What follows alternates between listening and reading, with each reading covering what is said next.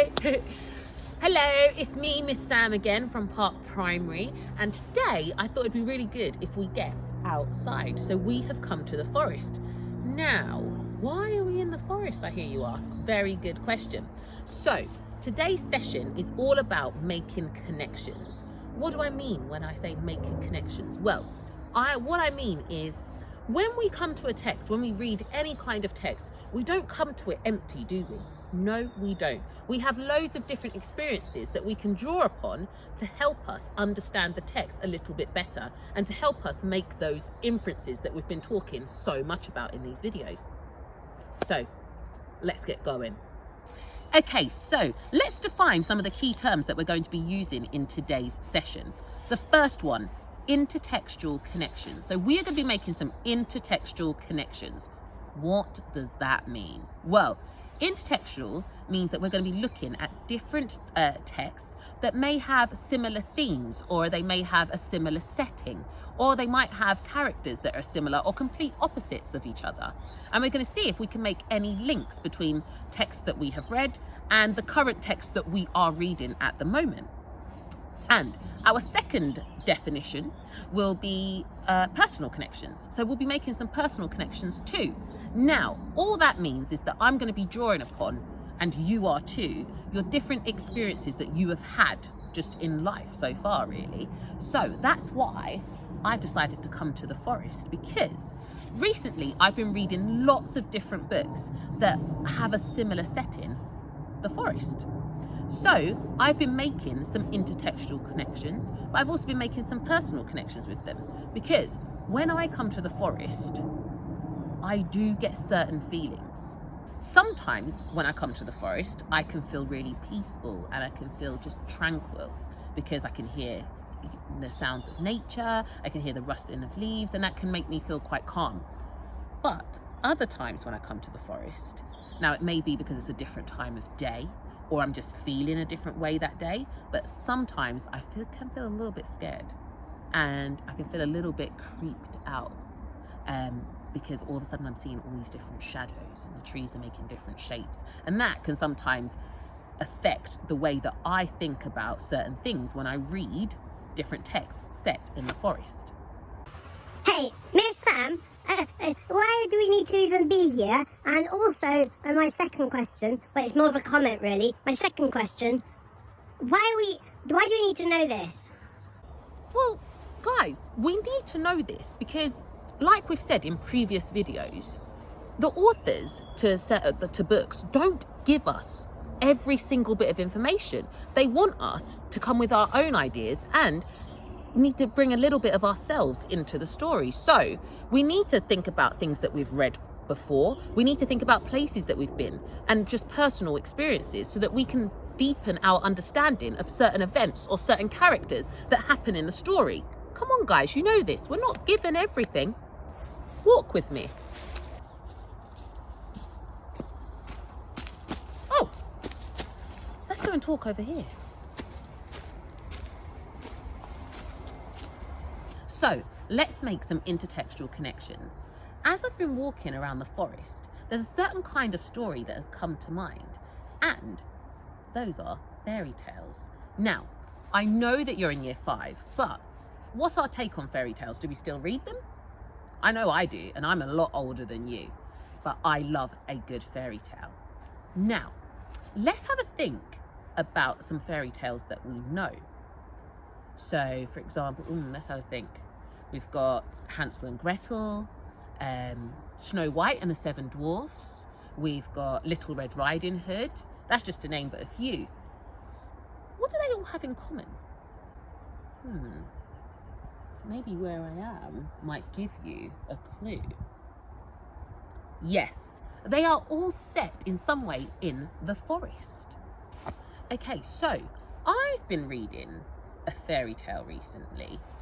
It's a new book of mine, and it looks like Hansel and Gretel, but already I'm noticing a little difference. You may see it too. It's actually called Hansel and Greta.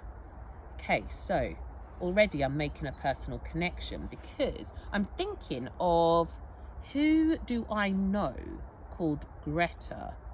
who's been around in the news lately, and for work to do with the environment and the earth, really. So I'm thinking of Greta Thunberg. So I'm thinking maybe, before I've even opened the book, I'm thinking maybe it has something linked towards Greta Thunberg and her values. That also makes me think of other books that I've read that are about the environment and making a change. Books like The Lorax by Dr. Seuss, or perhaps you've read The Varmints. They all seem to have links towards making the earth a better place. Let's have a look inside.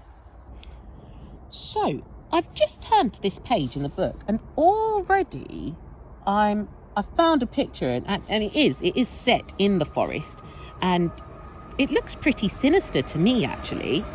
So I can see that, well, we've got two children here, and I'm assuming one is Hansel and one is Greta because of the name of the book. But we can also see this kind of dilapidated cabin here. So it looks broken down. It's in the shadows as well, so it looks a little bit scary. This actually reminds me of another book that I've read with a similar kind of picture, actually, but a very different feel. Hang on 1 second.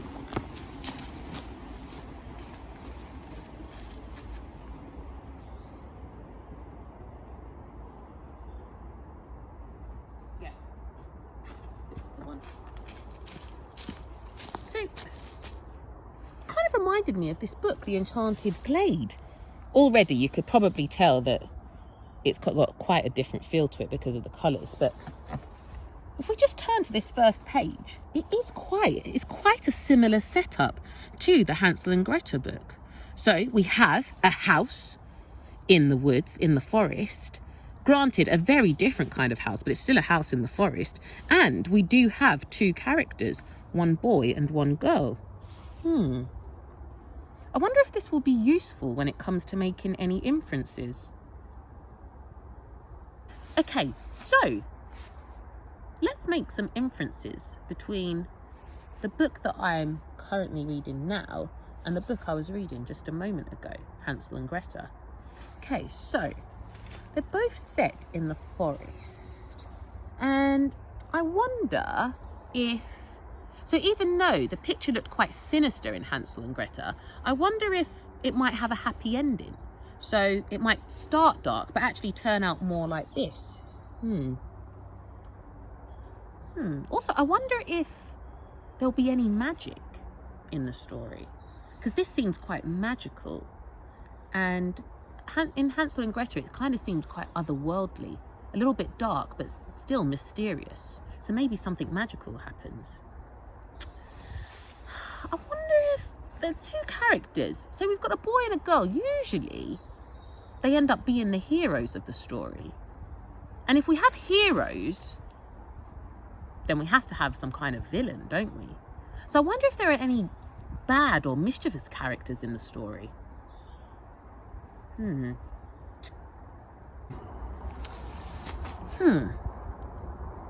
don't know about you, but I kind of noticed that it's got a little bit darker here, hasn't it?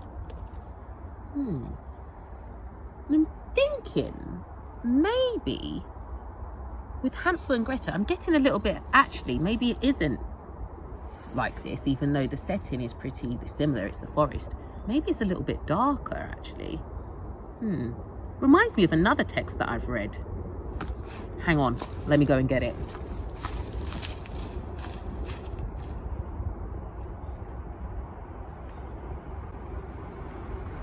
Yeah, this is the one.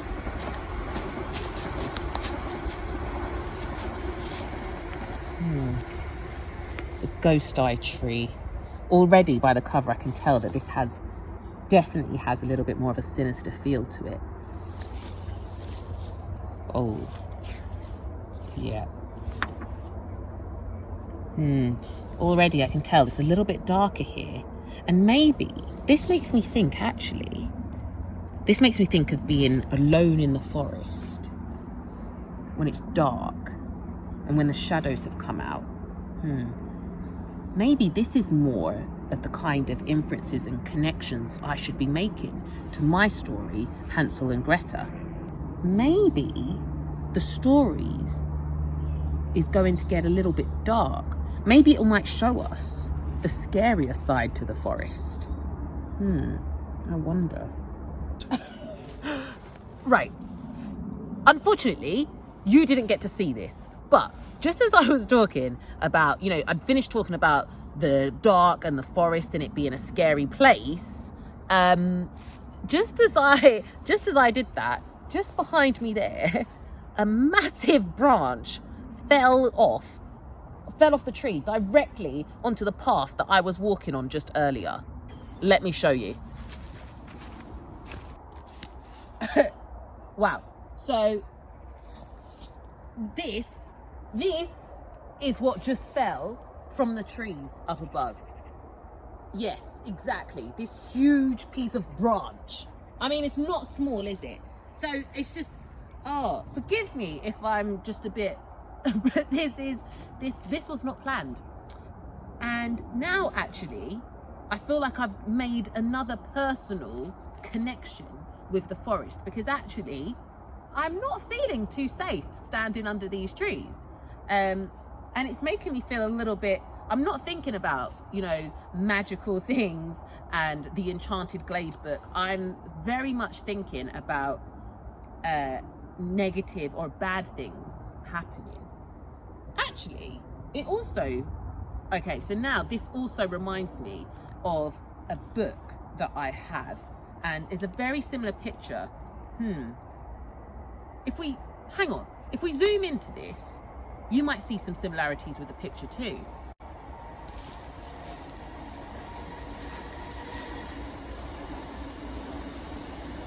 Yeah, this is the one. Oh my gosh, don't you think it? Yeah, it looks like an antler. Okay, so guys, I know this may seem pretty strange for a reading video, because I mean, let's face it, we haven't really looked at any books. We definitely haven't looked at any words. But this is why this is all really important, because actually, when you read a text, you don't come at that text empty. You bring with it every other book that you have read before, and you bring your own personal experiences. And it's important that we recognize that and use it to help us understand the book a little bit deeper. Just like now, I have shared with you my experiences or books that I've read with the setting of the forest, and I've shared with you some of my experiences of the forest too. One that just happened now whilst filming this video. Do you remember the tree branch? Yes. So that is a personal experience that I will now take to another, whenever I read another story which has a forest in, that will be part of my bank of personal experiences. So here's what I want you to do. Just like I've done with the forest, I want you to make some intertextual and some personal connections with different settings. So you will do the forest. What texts do you think of when you think of the forest? Were they similar to mine? Or were they different? What personal connections do you have to the forest? If you've never been to the forest, well, what do you think it would be like? Also, let's think about cities, because not everything's set in the forest or a rural location. There are some great books set in cities. Like, take The Boy in the Tower, for instance. What intertextual connections can you make to the city? And what are your personal experiences of the city also? And finally, how about the sea or the beach? Stories set at sea. What stories do you think of? You might think of stories such as The Secret of Black Rock. You might have other stories that you've read. And what are your personal connections to the sea? So, just to remind you, the reason why we're doing this is because if we can make intertextual references or connections, and we can make personal connections to what we are reading, then not only does this make us better readers or readers with a deeper thinking process, it also helps us understand ourselves a little bit better too.